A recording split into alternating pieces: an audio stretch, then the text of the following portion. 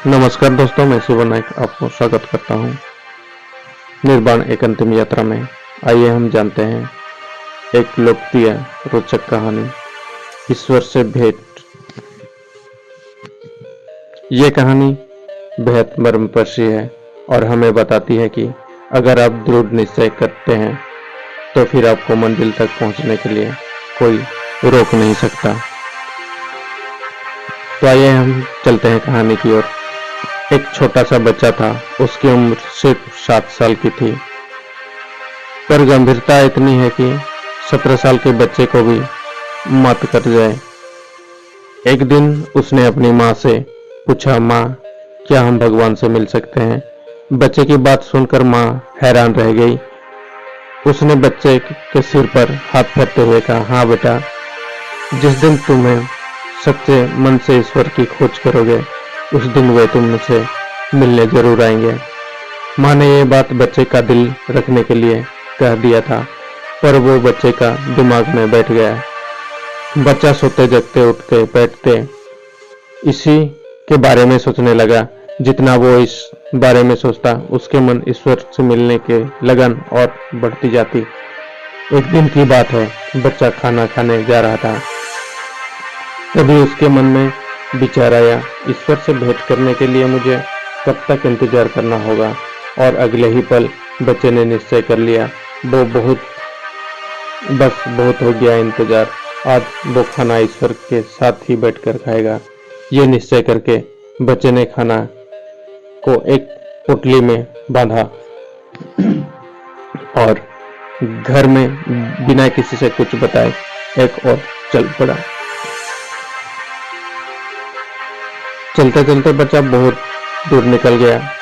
सुबह से शाम हो गई। थकान और भूख के कारण उसका बुरा हाल हो गया। तभी उससे कुछ दूरी पर एक तालाब नजर आया। उसके किनारे पर एक महिला बैठी हुई थी। बच्चा उस महिला के पास पहुंचा और उसे ध्यान से देखा। महिला की उम्र 70-80 साल की रही होगी, लेकिन इसके बावजूद उसकी आंखों में गजब की चमक थी। उस महिला को देखकर बच्चे के चेहरे पर मुस्कान दौड़ गई।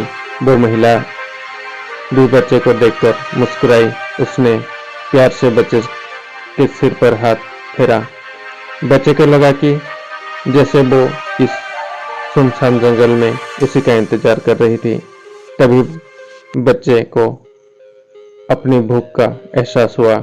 उसने अपनी पोटली खोली और एक रोटी बुजुर्ग महिला की ओर बढ़ाते हुए पूछा, मैं रोटी खाओगे? यह देखकर महिला की झुर्रियां वाले चेहरे पर अजीब सी खुशी आ गई। उसकी आंखों से खुशी के आंसू बहने लगे। वो देखकर बच्चा बोला, तुम क्यों रो रहे हो माई? क्या तुम्हारा कोई सामान खो गया है? महिला ने बच्चे के सिर पर हाथ फेरते हुए कहा, नहीं बेटा, ये तो खुशी के आंसू है। आज मेरी हर इच्छा पूरी हो गई। ये सुनकर बच्चा मुस्कुराया। उसने अपने हाथ से रोटी तोड़कर बुजुर्ग महिला को खिलाई। महिला की आंखों से आंसुओं की धारा बहते चली गई। उसने भी अपने हाथ से बच्चे को रोटी खिलाई और उसे दुलार किया।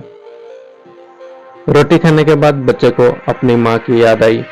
उसे लगा कि घर पर माँ परेशान हो रही होगी, इसलिए उसने उस बुजुर्ग महिला से इजाजत ली और वापस अपने घर की ओर लौट पड़ा। बच्चा जब अपने घर पहुंचा तो माँ दरवाजे पर ही मिल गई। उसने बच्चे को अपनी गोद में उठा लिया और उसे जोर जोर से चूमने लगी। यह देखकर बच्चा बोला, माँ, आज मैं भगवान से मिला। मैंने उनके साथ बैठकर रोटी खाई। मैं बहुत खुश हूँ माँ। उधर वो बुजुर्ग महिला जब अपने घर पहुंची तो उसकी खुशी देखकर घर वाले हैरान रह गए। उसने अपने घर वालों को बताया, मैं भगवान की तलाश में घर से निकली थी। भगवान की प्रतीक्षा में मैं 2 दिन तक तालाब के किनारे अकेले भूखी बैठी रही। मुझे विश्वास था कि भगवान आएंगे और मुझे अपने हाथों से खाना खिलाएंगे। आज सचमुच भगवान ने मुझे दर्शन दिया और अपने हाथों से रोटी खिलाई।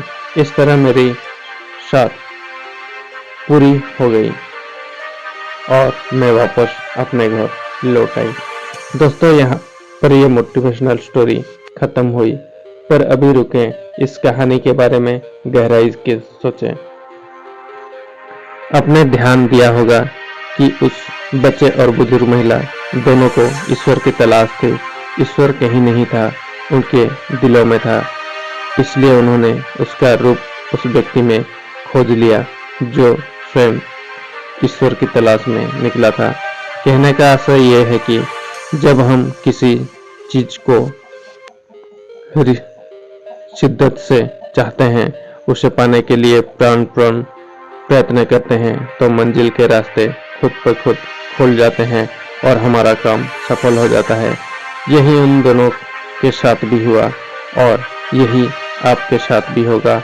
आप भी अपने मंजिल को पा सकते हैं, अपने लक्ष्य को हासिल कर सकते हैं, पर शर्त यही है कि आपके भीतर भी उस बच्चे और उस महिला जैसा जुनून होना चाहिए।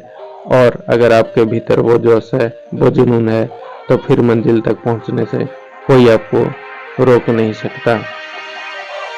अगर आपको ये मोटिवेशनल स्टोरी अच्छी लगी हो तो कृपया चैनल वीडियोज को लाइक कर दें और शेयर करें और चैनल को सब्सक्राइब कर दें ताकि आने वाले वीडियो आपको जल्द से जल्द मिल सके। धन्यवाद।